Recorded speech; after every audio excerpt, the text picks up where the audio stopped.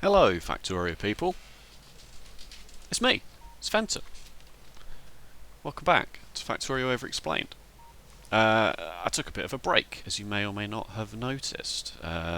Today is Monday, the 6th of December.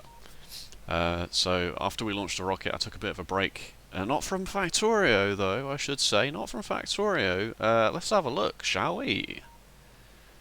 I did a whole bunch of quality of life things that I've been meaning to do for myself for a long time. Blue belts, we upgraded everything to blue belts. Blue belts in the mall is very, very handy to have. Some other things in the mall, stuff that we need. I changed the path to the lovely Dectorio grid, concrete grid from the Dectorio mod, which is the same recipe as concrete. It just looks a lot nicer for the grid, I think. Anyway, personally, for the ignore this substation on the on the path. I don't know what that's all about. Don't pay any attention to that. Upgraded to blue belts and changed some of the designs of the smelting. So this is 6 columns in. Changed some of the train unloading. Somebody asked me a question: what's the best way to unload a train? And functionally, it's this. I mean, functionally, the best way to empty a train is six stack inserters on each side of a wagon. Whoops. Like this. Into a box. Realistically, if you're asking me objectively what's the fastest way to empty a train, it's that. Of course, that doesn't really achieve you much because obviously you want them to go onto a belt, for the most part. You could make these purple logistics chests, which push the items straight into the logistics network. So you could then have a series of blue chests requesting things into assembly machines. That is certainly a very quick way of doing it. You're limited there only by your robot speed. I know that's not really the correct answer because what you want to know is the quickest way to empty onto a belt. And yes, I would say for all intents and purposes it's this. It's stack inserters into a buffer, which then goes on to express splitters thusly. You need the buffer so that when the train goes away and the next train is coming in, the stack inserters continue to work by emptying onto the belt before the next train unloads. And you'll see here I have improved the copper by having 2 of these unloading sections here. So one train here unloading, a chain signal set here, so then more trains wait here full of copper for a space. And then the train limit is set on the station to 3. Because if I press O to go into my train network, I currently have 6 trains going from the various copper out to copper in stations. So 3 go to each. You need to set a train limit or otherwise they'll all just go to the closest one. And what you don't want is you don't want 1 train here, 3 trains here, and then trains waiting here to go into that station. And I improved this half of the train, at least, to go with T-junctions and stuff. I am yet to destroy... That's also where I changed the oil.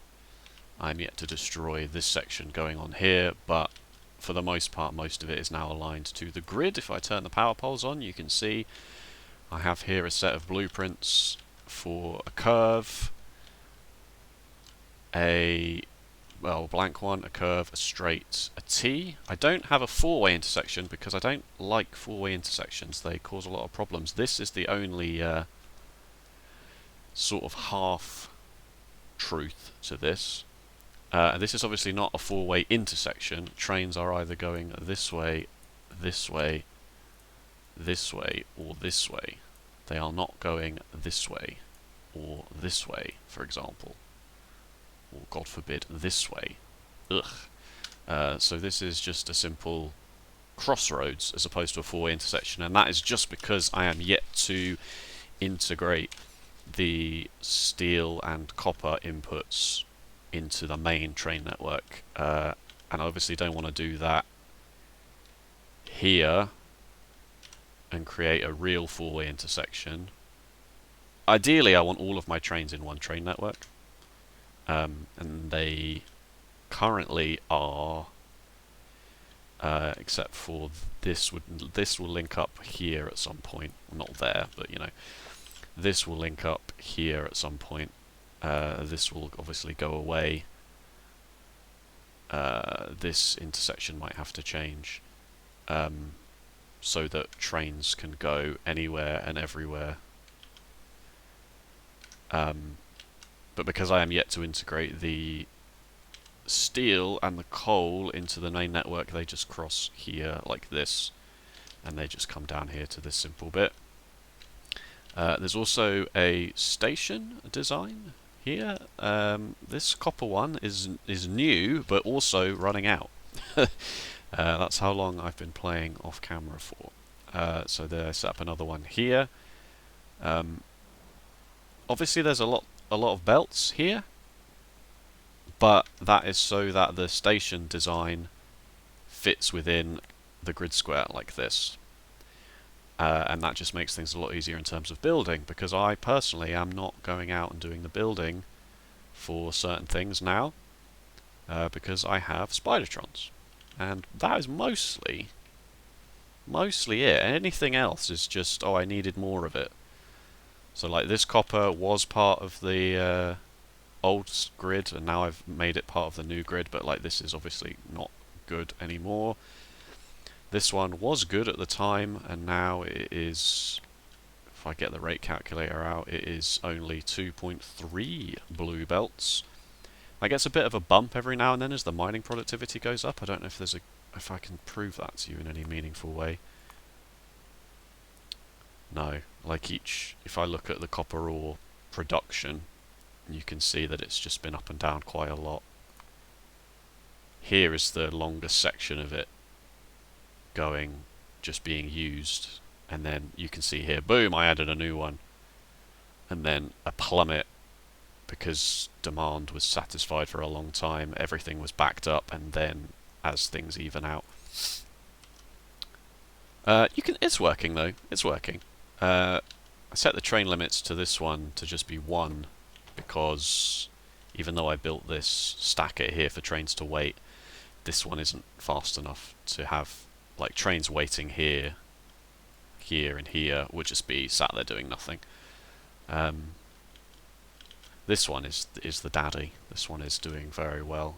Obviously, I'll tap this 14 mil at some point. I tapped a new crude oil thing, and I covered it in modules and beacons, which I haven't covered, and I do also want to cover those today. But let's have a quick look at the Spidertrons, shall we? Right, fair warning here, trigger warning incoming. They do look a lot like spiders, okay? They do look a lot like spiders. I don't even know where they are. They're down there. So this is your warning here. These are the symbols for them. They do walk and move a lot like spiders. If that's the kind of thing that's going to freak you out, I suggest, unfortunately, at this point, you call it a day. And I'm going to go and meet them over there, and then I'll explain them properly. But that's just a quick glimpse for you that you can control them by remote. They're not hairy or anything. They do look very mechanical, but they have 8 legs. They move like a spider. They look a bit like a spider. They are a bit creepy in that regard. So if you are of that inclination, I do suggest, unfortunately, that is the end. Okay, fair warning. This is it. This is your last warning. Here are the Spidertrons. Here we go. Hello, folks. Now, you can see they're being fed with landfill. That is because they have their own logistics requests in the same way that you do as a person. So what I've done is I've asked each Spidertron to have a whole bunch of landfill, some rails, some pylons, some radars, some signals, some train stations, some cliff explosives. They also have a grid, modular armor grid, and I like to use 2 fusion reactors, 1 exoskeleton to make it move slightly faster, 3 roboports for 75 robots each, and some batteries. This might be overkill. It's possible that 3 exoskeletons and 1 fusion reactor is better, but this is just what I'm used to. The orange one is the leader. To control them by well, you need to build them for a start. So let's go over here.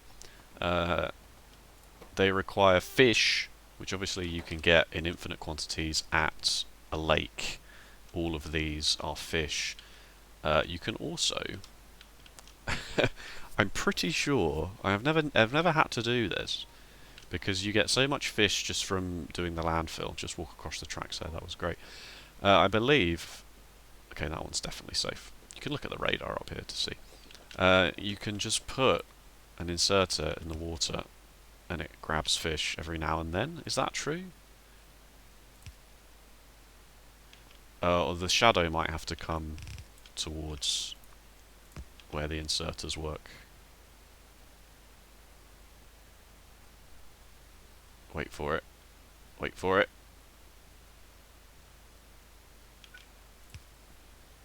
One of you, please. There we go. It did it. It caught it. Haha.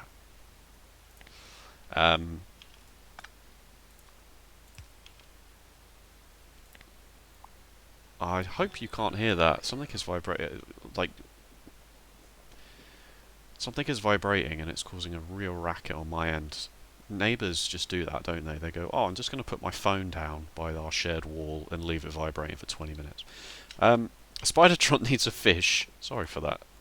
That distraction. It needs a fish, which you should have a decent amount of anyway at this point from all the landfill. If not, that's an easy way to get a fish. The lore is that the fish pilots the Spidertron. The fish is actually inside.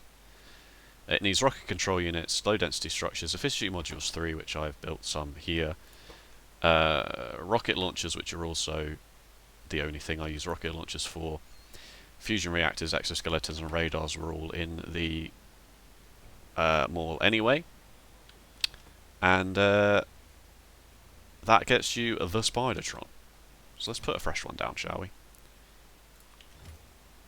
Fresh bad boy. Hello. To control a Spidertron, you need to make a Spidertron Remote. You can get in it and move. You can't do anything else. It's just a fancy car at this point.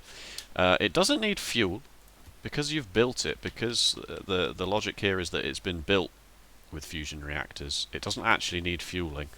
The reason there are fusion reactors in my other ones is for the grid. For the most part, it won't need anything else. It also, if you were playing with biters, just needs ammo as well, but you know. You can change the colour of it in much the same way you can change the colour of any vehicle or train or your character or anything. To control it, you need a Spidertron Remote, which is just a single rocket control unit and a single radar. So I usually just pick them out of here when I'm ready to build another one. There it is. Spidertron Remote. You pick up the remote, you left click the Spidertron, the light on the remote goes the same colour as the Spidertron, so that's how you know which one it is. And the line on the radar also is the line of that colour Spidertron. You can make a convoy of Spidertrons by control left clicking a Spidertron, a different Spidertron. That then becomes part of that convoy. So these 3 Spidertrons follow the orange one, and I'll just make this one black so it's also part of the crew. So if I get the orange remote out and move this over there, they all follow around. So if this one, obviously, is the new one. Oh god. is the new one. It doesn't have a grid or a logistics thing, but thankfully you can control right click, control left click to do the same thing, to copy and paste all the settings. It doesn't copy and paste the grid, as you could see there. Oh, I copied the color though, didn't it? Of course it did. Copied the color. So I'm also going to need to go and get a few more, what was it, 2 fusion reactors. And I'm just going to take these from here, just because this has more of a backlog. 1 exoskeleton, 3 Roboport Mark 2s, 1, 2, 3, 4 personal battery Mark 2s, 1, 2, 3, 4. That was everything, right? Yep. Oh, and 75 robots, of course. 75 robots. There we go. So if I mean, it's going to change the color again, but when I right-click, shift right-click and shift left-click to copy the settings, it also very nicely copies things from my inventory over. Right, make these black. Put the robots in the trunk. Why do these all have 150? Oh, that's right. At one point I was experimenting with I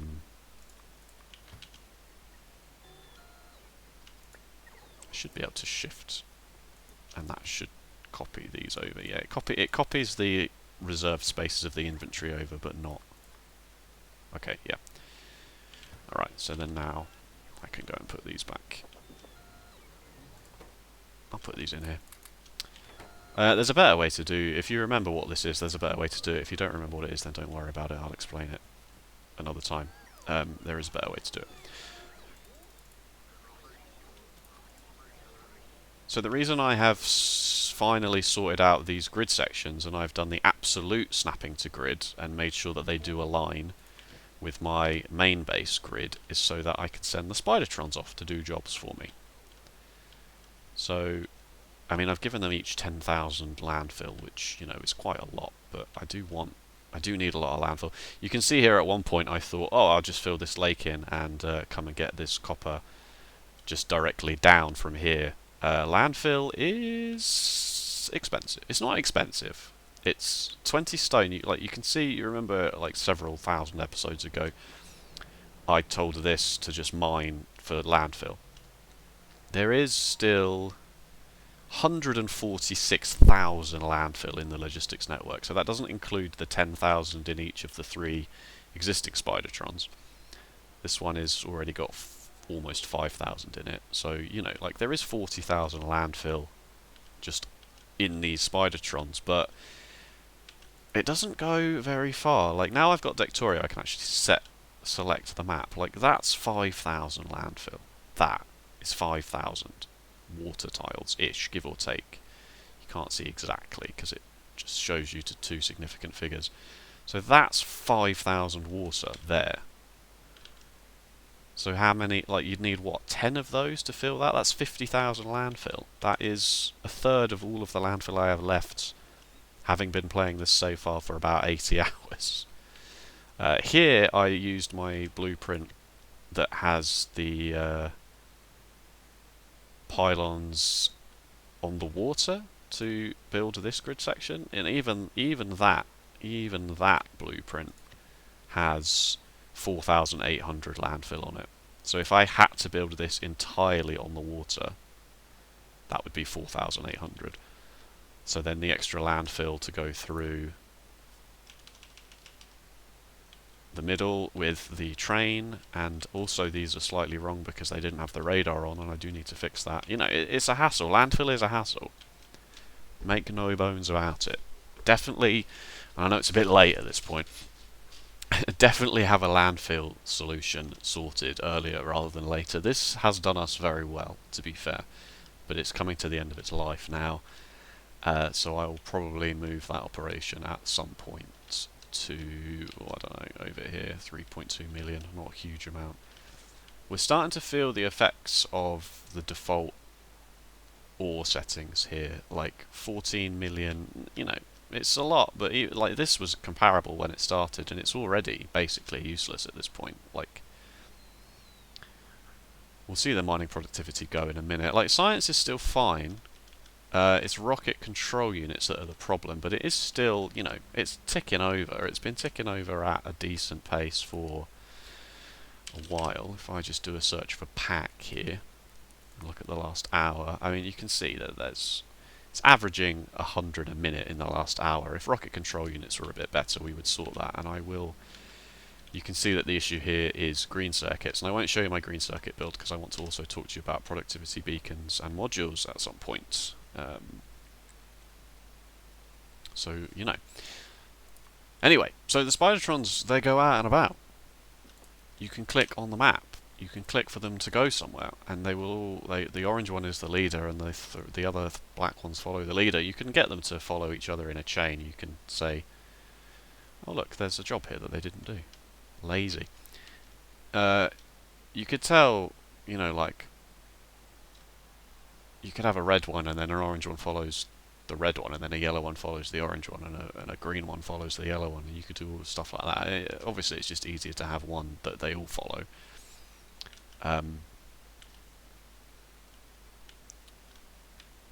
So, like, if I want to say eventually, oh, this oil I'm probably going to want. For one, it's good to just, you know, you can send them out into the fog of war and get some information on stuff. You can shift left click to give them a set of instructions, so they won't go over the water. They're very, very good at navigating. Their legs do reach a long way, so they will be able to go from here to here, I'm pretty sure. Come on, come on. Yeah, look at them go. Nice. And then over to here. They will probably have trouble here. Yeah, you can see them trying to do for it. What I have is I also have a... Oh, I had. Where did it go? Oh, I did use it once before. I must not have actually saved it into my blueprints. Where is it? Here it is. This doesn't really help. I did have this. Where did it go? Where did I put it in the wrong book? These are all other things. It's not that one. That one's irrelevant now. That one's for a mod pack that I'm not using. This is called Spidertron Stepping Stones from a different save file, and it is exactly how you would imagine. Little islands of landfill, and if I plonk it down, the robots in the Spidertrons go out to build them, and then the Spidertrons now have enough space to jump across, which, you know, it's neat. Is it entirely necessary? No, because you can just shift left click to give them a set of instructions that moves them around.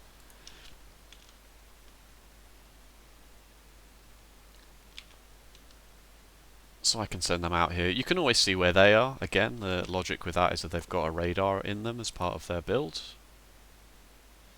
So you can always see exactly where they are, which is quite helpful. You don't have to just rely on this view. But, you know, sending them out on expeditions, giving them instructions, you know, like, oh... So, if I want to turn this into a T-junction, the reason the curve looks a bit weird, it's not the usual tight curve, like this one, which I've used. This section isn't aligned to the grid, and you can see how that there with this little kink, that is where the grid ends. But if I wanted to turn this into a T-junction, the T-junction part of my grid thing is aligned to this. All I have to do is just give a simple deconstruction instruction to these two signals, plop down the T grid bit of it, and then continue building straight down. You see that quite quick. There goes mining productivity 10. So if we go back to this thing that I was going to show you, is that, yeah, so in the last minute there has been a jump in the copper ore production, just a touch. That might actually coincide with, yeah, no, that just coincides with probably trains coming here. Yeah, that's that. Okay, I can't show you. Can't show you it explicitly. Oh, that was good. The Spidertrons revealed a modest coal patch, but a decent crude oil patch. That's very helpful. If you don't have to play on default settings, like if you're not really playing for achievements or anything, I would recommend turning the richness of the ore patches up slightly, as I was just about to go into.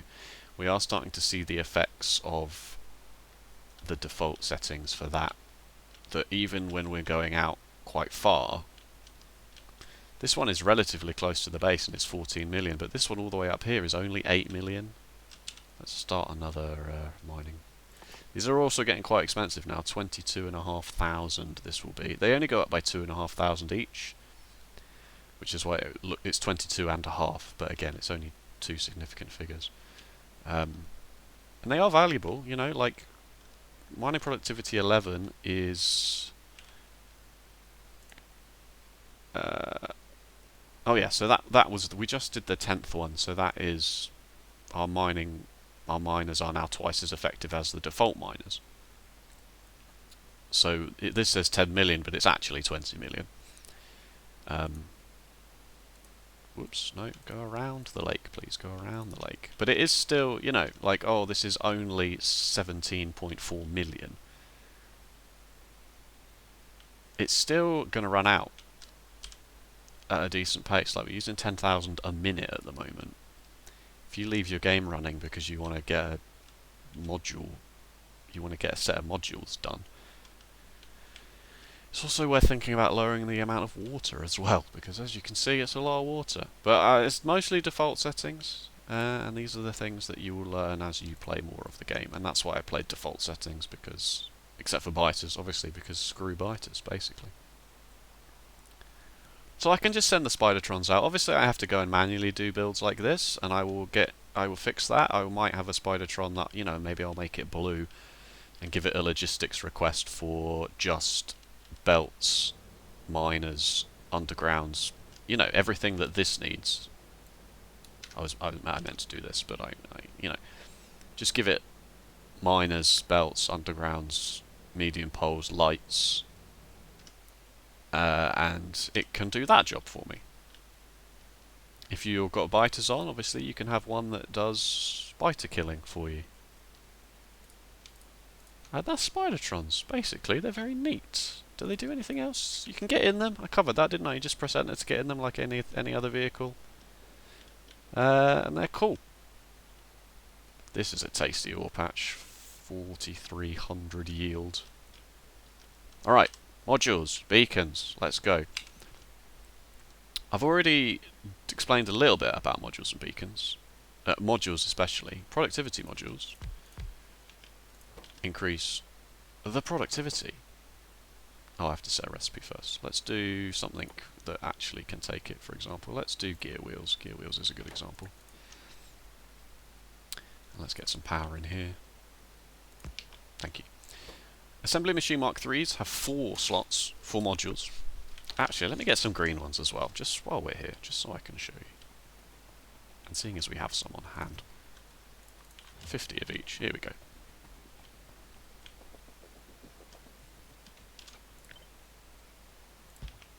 No, please.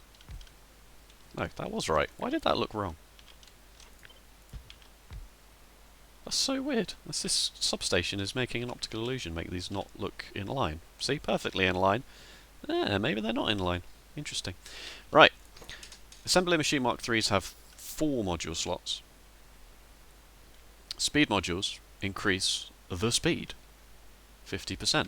If you put 4 in, like that, if we look over here, the crafting speed is plus 200%.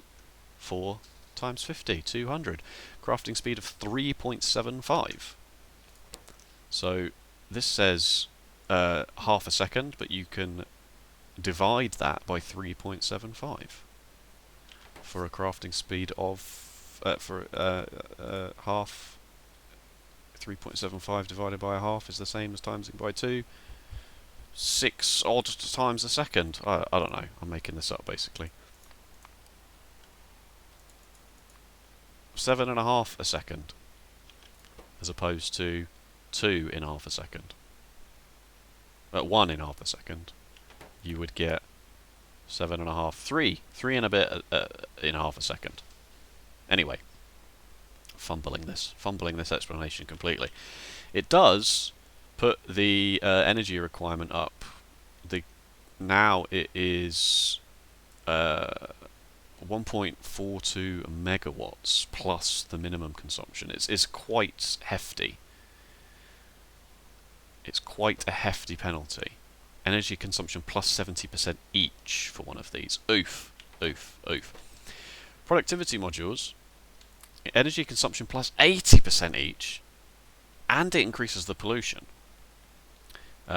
It lowers the speed but increases the productivity by plus 10. So if we look at a basic one, I have covered this before, 5 iron plates in, 2.5 iron gear wheels out.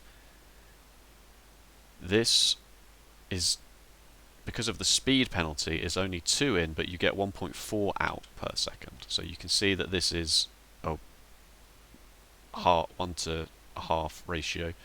For every 1 iron plate you put in, you get half a gear wheel out. This is much better ratio. It's almost 1 to 1. Obviously not quite. It's 1 to 0.7. For every 1 plate you put in, you get 0.7 of a gear wheel out. Which, you know, is an increase of 40%, because that's the productivity bonus you're getting in there. Energy is just energy. Decreases machine energy consumption. Minimum energy consumption is 20%. Energy consumption minus 50%. There's not much use to these beyond putting them in, you know, maybe something that can't take productivity modules anyway. If it can't take prod modules, then maybe it should be taking speed modules. If it doesn't need speed modules either, for whatever reason, you know, like maybe in here it would be worth putting, but this uses such a small amount of energy anyway, this build. These can't take prod modules because they're not an intermediate product. They don't necessarily need speed modules because they go alright anyway.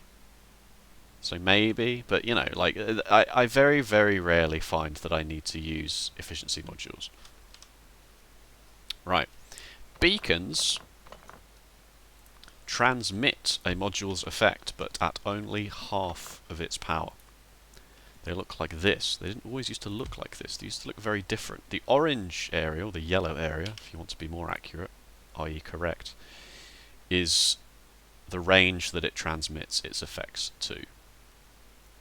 So this assembly machine won't get that effect. This one will, this one will, this one will, this one will, etc., etc. That's obvious. Shouldn't have to explain that. Let's do this where there's power. They need power, of course. They only have 2 module slots. So putting 2 speed modules in, they each have plus 50, but because the distribution efficiency of the modules is only half, it's actually only conveying a 50% bonus because it's halving the effects of each of these modules. Which does apply for the energy consumption as well, so it does apply to the nerfs as well as the buffs. So this one is getting 50% extra crafting speed, which is obviously less. But the reason you do this is that these can't take prod modules. They can take efficiency modules, so that's, you know, that's another option for efficiency modules, but they can't take productivity modules.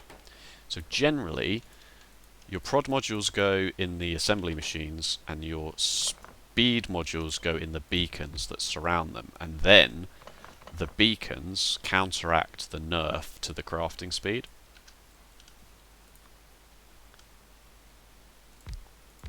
So if we do this here like this, and we look at this machine here, and I'll move over to this because there's quite a lot to look at here.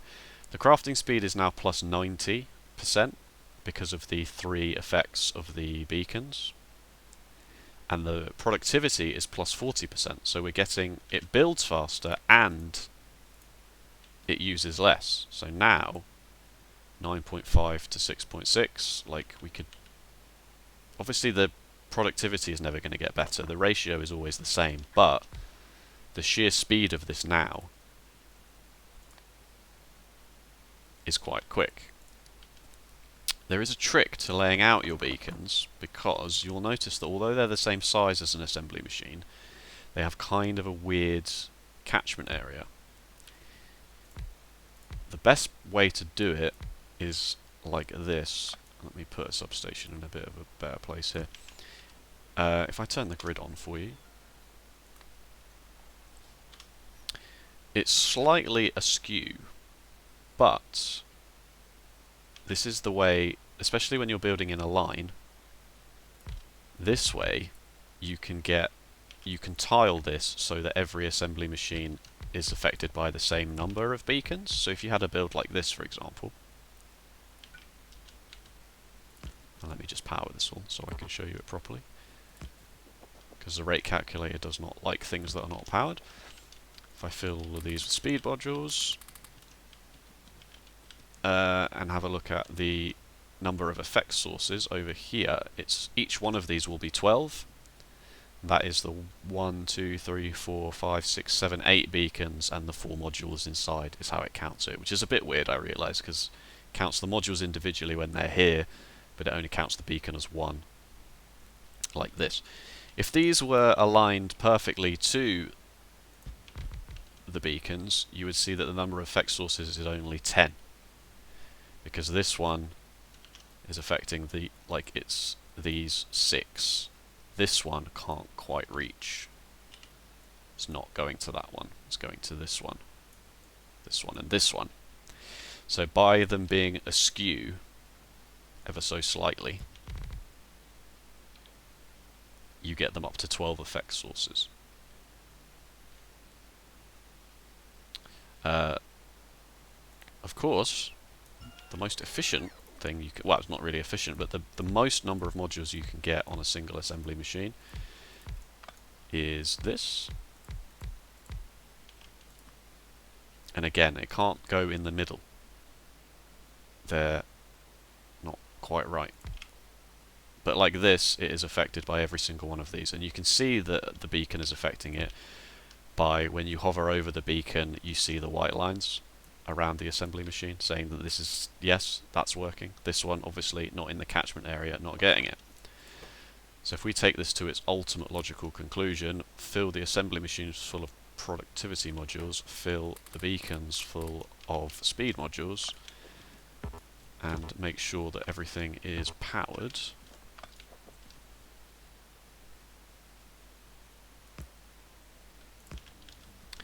you get your final ultimate total of 22.4 gear wheels per second out for 32 iron plates in, which is quite a lot. Almost, well, 3/4 of a belt of iron can go exactly into this. Inserters, even stack inserters, you would need more than 2. And this makes builds very interesting. You have to suddenly be thinking about a lot of different things, like make sure you're loading onto both sides of the belt, because suddenly loading onto both sides of the belt is quite important. So here you can see a moduled, this one, no, a moduled processing unit build. Obviously, blue circuits, they're quite expensive, so making sure everything's got prod modules in them is very valuable. It turns this into 11 per second, makes 7 points. Let's do this per minute. 660 per minute for 46 productivity modules. 46 processing units, which is obviously, it's 40% more efficient than using just this 20 electronic circuits for one processing unit.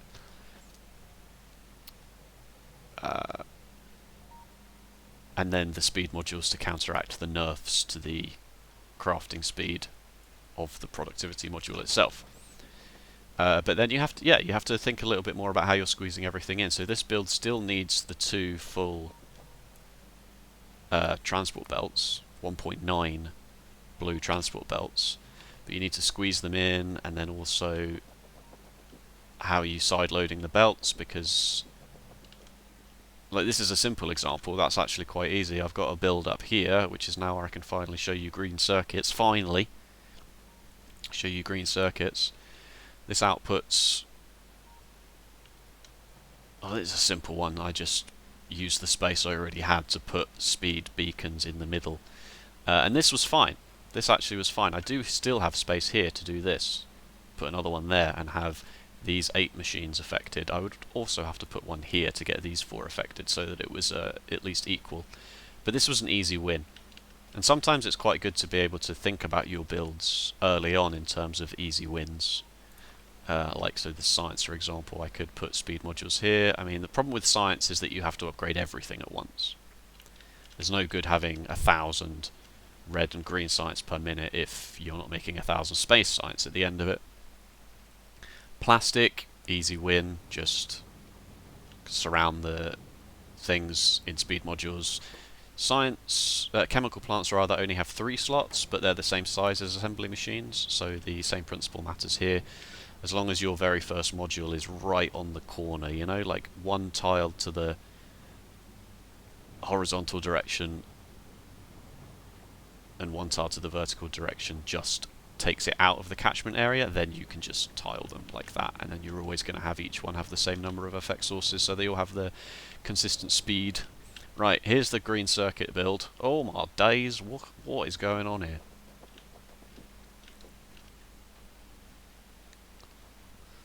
These 2 stack inserters put iron plates in, and you need 2, or otherwise it's not enough.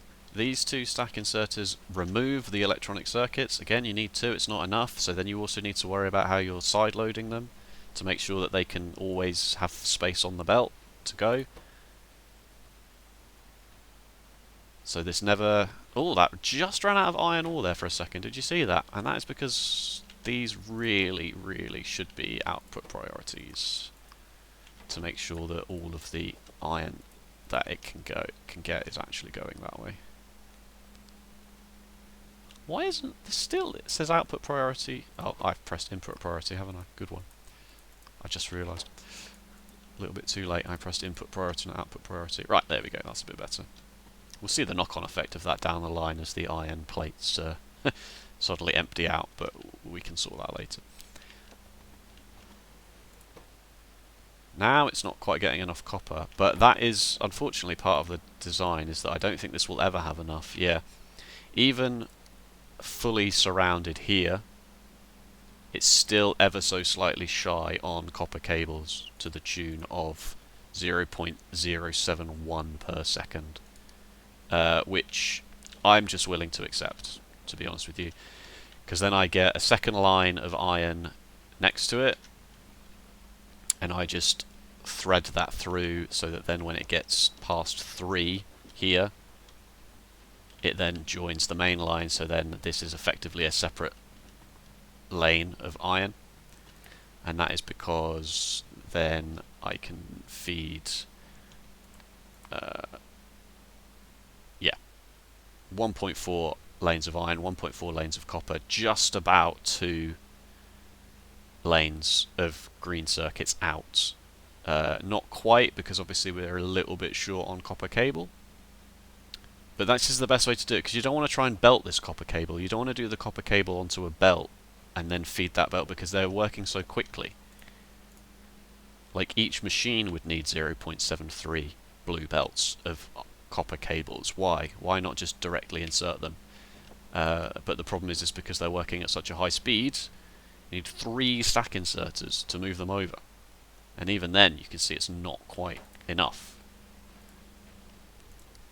But, you know, that was a compromise I was willing to make to get it nice and compact like this.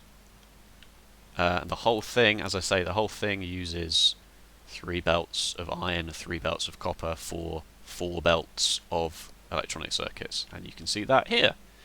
There's a gap every now and then, and that's probably most likely just due to the fact that these are not filling the belts optimally. But for a fully beaconed and moduled build that I made myself, I like it. It's nice. And this is one of the this is the end game of Factorio, is making these builds that are still at ratio, trying to fit all of the gaps in here, working around the limitations of the inserters, you know, that only drop on the outside. So you can see here that these are side loading onto this, and then they go underground, come out here. This one, the top three do the same, but then I move this and thread this essentially full belt down through these gaps so that they come out in the right place, and then add them onto the bus, balance them at the end. It's nice, isn't it? It's nice. It's nice. You don't have to go as overkill on that. As I say, it's perfectly acceptable to just put prod modules in the assembly machines, and then, you know, you could always just even add more assembly machines at the end to counteract the speed. But then you run into space issues, and the more modules are expensive. That's the other thing. Like, I've got a module build here going at the end here, which is a design I've had for a long time. That doesn't quite work at ratio, but it works well enough. This has made, in its entire life, 2,203 speed modules, which you can't use productivity modules on. 2,000, and each one of those needed 5 processing units. So that's 10,000 processing units. Each processing unit needed 20 electronic circuits. So that's 200,000 electronic circuits, each needing, you know, like when you put it like that, I guess 200,000 copper cable, 200,000 iron plates, sorry, and 300,000 copper plates went into those 2,000 beacons. It's not a lot when you put it like that, but, you know. Is that right? Was my maths right there? Have I gone wrong? I feel like I've gone wrong somewhere. I'm missing a 0. Possibly missing a 0 somewhere. Maybe it was 2 million. I don't know. Right, so that was Spidertrons and modules. No, Spidertrons and beacons, I suppose. We've kind of covered modules already. And a brief bit of expansion on the base. Oh, here's a iron to steel build, which it may be familiar because I stole it. I did design it myself, but I stole the principle from somewhere. Where you put the iron onto the iron ore goes in, you put the iron onto a belt, and then you just swap sides. The iron ore is now the input for the steel. In a zigzag formation, just about one belt of iron for just about a quarter of a belt of steel. So even this barely makes a blue belt of steel. Thankfully, it's more than enough at the moment. It's debatable. Obviously, if you use productivity modules at the end, it's better. 40% extra productivity on a rocket control unit is quite good because each rocket control unit, you know, uses a processing unit and a speed module, and a speed module uses green circuits and red circuits. So if you can get, oh, a rocket's launching. If you can get free rocket control units, you've saved yourself quite a lot of resources.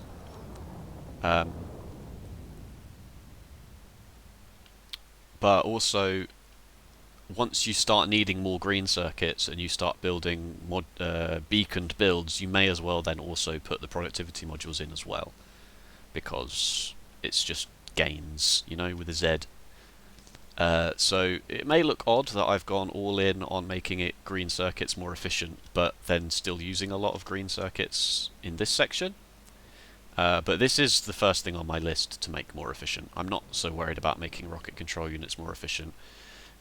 This certainly is something that could be worth doing. Like, by the same logic, I have gone to all this effort to make to make steel more efficient, and to make plastic more efficient, but I'm still using the same quantities of them here. If I were to make low density structures more efficient, then that would have lowered the need to make plastic and steel more efficient in the first place. But, you know, it's up to you. Like, making plastic more efficient is very, very easy. Making steel more efficient is, you know, this is very, very over-engineered design. But I saw it on a video and I wanted to see if I could mimic how it worked from just looking at it, and I could. So that was a nice little project. Plus, you've got the time, right? You've got the time at this point in the game to be doing these things while you're waiting for your modules to build up. Thankfully, they kind of have now. I might go and unlimit these chests. Okay. So that was Spidertrons and beaconed builds. Thank you so much for watching. I did say if you wanted to let me know of any else that I should cover, then please do so. What was I doing? Oh yeah. Nuclear power I haven't covered yet still. There's a nice uranium ore patch here which I might use. The energy quantities, I know I was just about to wrap up there, but the energy quantities that adding modules and stuff takes is quite heavy. Like 10 hours ago it looks like I started going fully ham on it. And you can see here the increase in steam turbine use, accumulator use overnight has just skyrocketed since about 5 hours ago, which is probably when I put those green circuit builds in. Thankfully we're okay, because the solar panels, hello, the solar panel build continues to expand. But one grid square of this nuclear build, which I have kept in my back pocket for quite some time. Varying excuses to not use it. Oh, I haven't got water fill yet, and oh, solar panels are doing alright. This 4x2 nuclear power grid will, on its own, contribute, I would say, 3 gigawatts of power here, so having a couple of them is definitely helpful. Alright, anyway, yes, definitely the end now. Thank you so much for watching. If you enjoyed, please let me know with a like or a comment.